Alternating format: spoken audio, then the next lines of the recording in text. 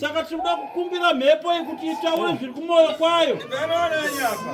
Wazvinzwa makimofoya? Zvakanaka, mhepo iri kubata pamwana wako. Come to Raphael Signs, where we transform your everyday moments into extraordinary memories with our bespoke mug printing services. Whether you are looking to immortalize a cherished photo, celebrate a special occasion, or promote your brand with a personal touch, our high-quality custom printed mugs are the perfect solution, which are ideal for gifts and corporate giveaways. Choose Raphael Signs for your mug printing needs. Call us now on the number on your screen for a free quotation, or visit us at 91 Livingstone Avenue, corner 8th Street, Shilo Building, Harare, Zimbabwe.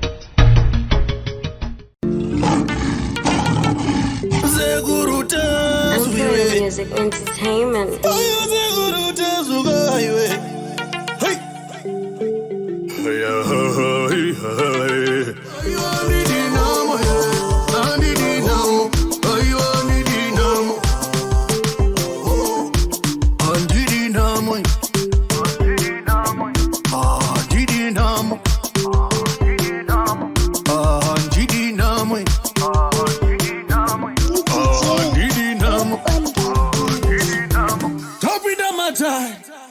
Pamsoro isekuru chazo.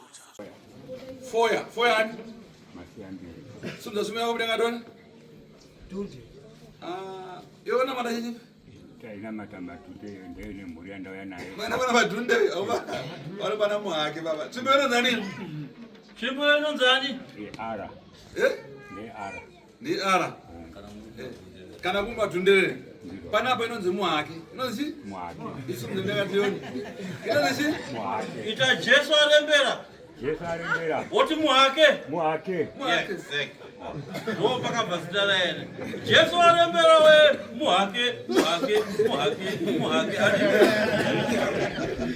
Right. Kwenye inonzi ara. Ndizo. Right. Simbo kibana ukaita kai ine zvaye kutaurira kuno. Kana zvipesana zvirambe nani? Right. Simbo yakakubata nyaya dzeuro unoti kudini? Ndinoguma nayo. Uroguma nazo? Uri kumanikidzwa here kana kuti kwete? Muri dzavana dzakadzaya purani? Muri dzababa vandadzira. Gururu vachifamba purani?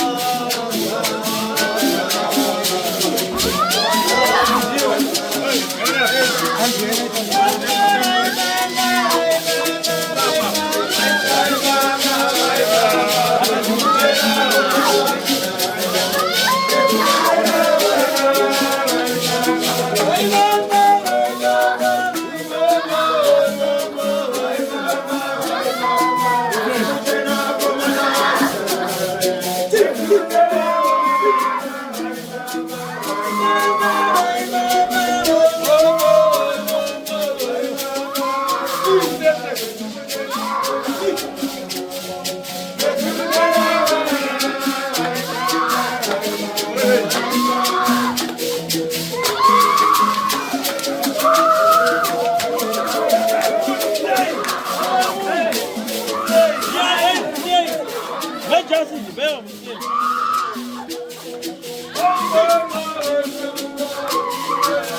Hey, no play.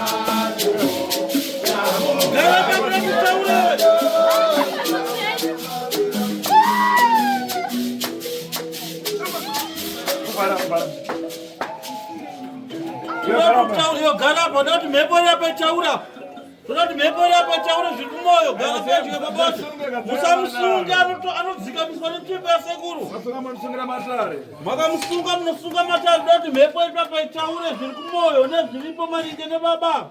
Iyo baba unonzani zita rako? Ani? Makimofoya.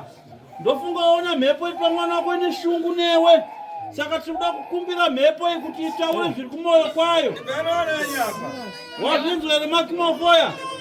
Zvakanaka, mhepo iri kubata pamwana wako ngaitaure tizotaura zviri pamoyo maringe nababa mubereki. Baba.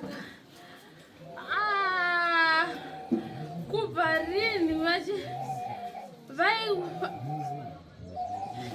Yawa!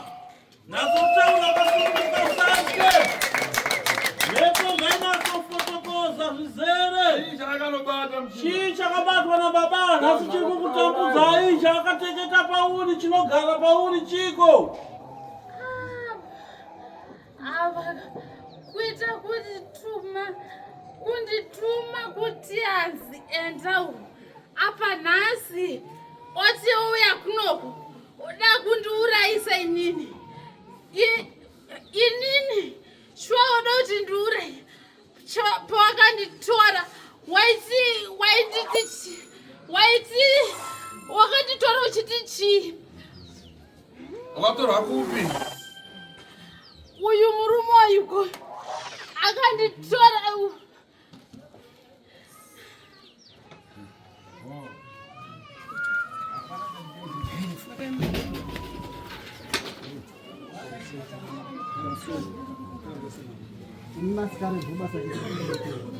Ali mushere mwana. Ali mbele mwana. Nemba. Ibana. Anodona mushe mwenye fare ndiani. Iye yanodona. Yadona futi. Anotodona ndochiwe chake chifa. Anodona. Jawa veri ine ni materi komamba. Benango ngalo makumana nyabezi ende nyabezi na iko kandanda. Hazina sekuru mhepo dzose dzinokonzera mwana kuti adonhe dziri kuperera pano ndini chiremba mumwe chete ndinokwanisa kudzipedza asi mhepo dziri kukonzerwa neurombo hwakabatwa nababa. Makimofoya hanzi une nharo here pakuti ndiwe uri kukonzera mhepo dziri kunetsa pamwana? Ndina nharo. Ndinonzwera hapo. Zvokunzerawo nacho. Bvisai mawachi vane mawachi.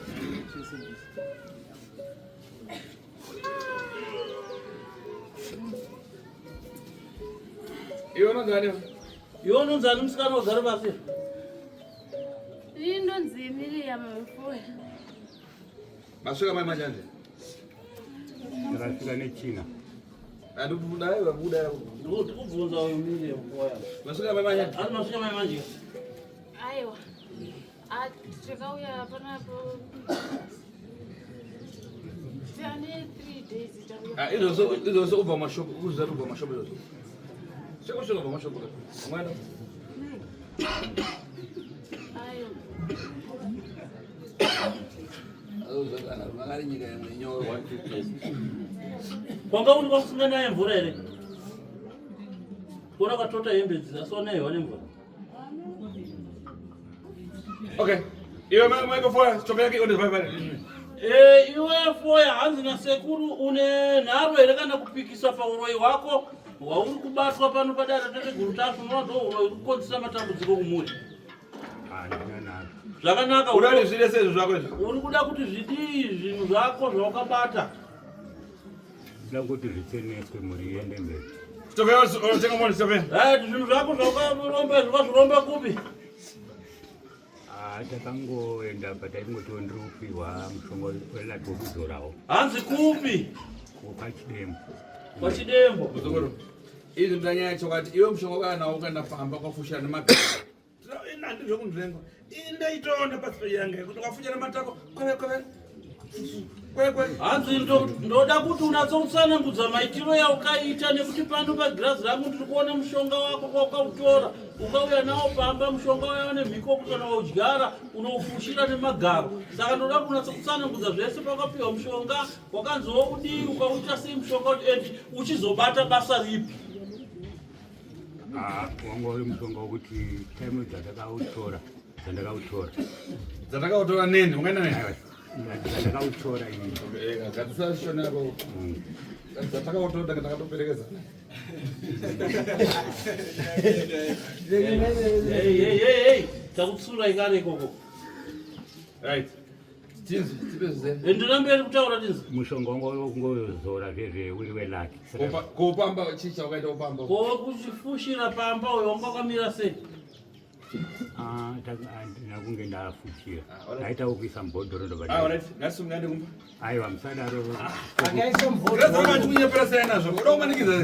Akaita ukuisa mubhodhoro. Ndaida kuisa mubhodhoro ndifushire basi. Wanga uri welaki. Ko wazofushira pasi nematako ndoupi? Iwoyo. Pangwa sauda kubva ufushira pasi nematako. Sekuru. Sauda kunzvenga chi? Girazi rinenge richiona zvinoitika zvese. Sekuru, kanobatiwa kanopupa. Ndochokwadi. Nemisekuru zvega ndiva kanobatiwa kanopupa.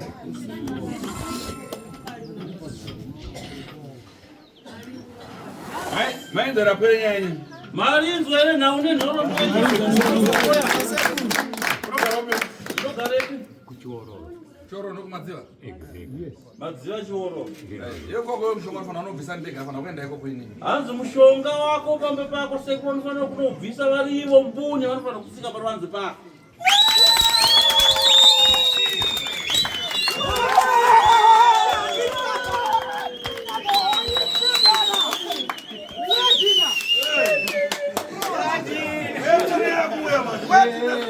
Witness lie.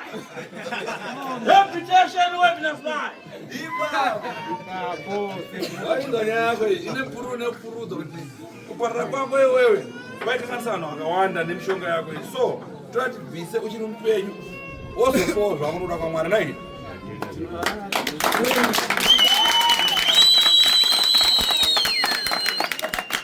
Witness lie. Sekuru zvega muripo. Ngasimatize sekuru kutanga. Inde.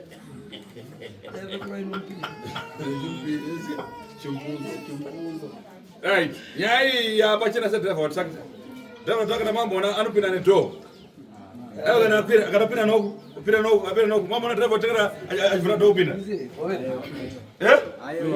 Anopinda noku aita. Anongogara pachena. Pamhepete. Aika. So uyu marange, wakati wakadzana ni? Ndine wani. Wamborora ngani? Ndinambobvira ndatora. Wamutora yaje, unaona ngani? Ndine 6. Uyu ndiani? Uyanzati. Yanzadzi yako. Sauda tise ine nhau dzako idzi. Ndaida kuti mutibetserewo sekuru. Mune chekufambisa, munoda dzekufambisa kuna mbu. Hatina kana mota sefu. Dare bese, kuchagara pasaida muchazoudzana ndika, padika na kupetu. Ese mota zasekuru petu. Sekuru adanobvisa chinhu pambage vega. Ndichazogara pasi nemi, muchava pano ndozotaura nemi toita urongwa hwekuti sekuru vanofanira kuti vasimuke panapa vaende kumba kwafoya uyu. Vanobvisa chikwambo chake chaakaromba Madziva nai. pasi nemagara.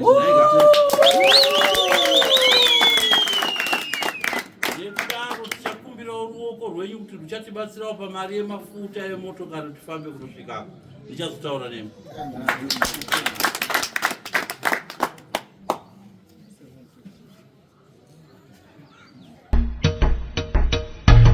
Come to Raphael Signs, where we transform your everyday moments into extraordinary memories with our Bespoke mug printing services. Whether you are looking to immortalize a cherished photo, celebrate a special occasion, or promote your brand with a personal touch, our high-quality custom printed mugs are the perfect solution, which are ideal for gifts and corporate giveaways. Choose Raphael Signs for your mug printing needs. Call us now on the number on your screen for a free quotation, or visit us at 91 Livingston Avenue, corner 8th Street, Shilo Building, Harare, Zimbabwe.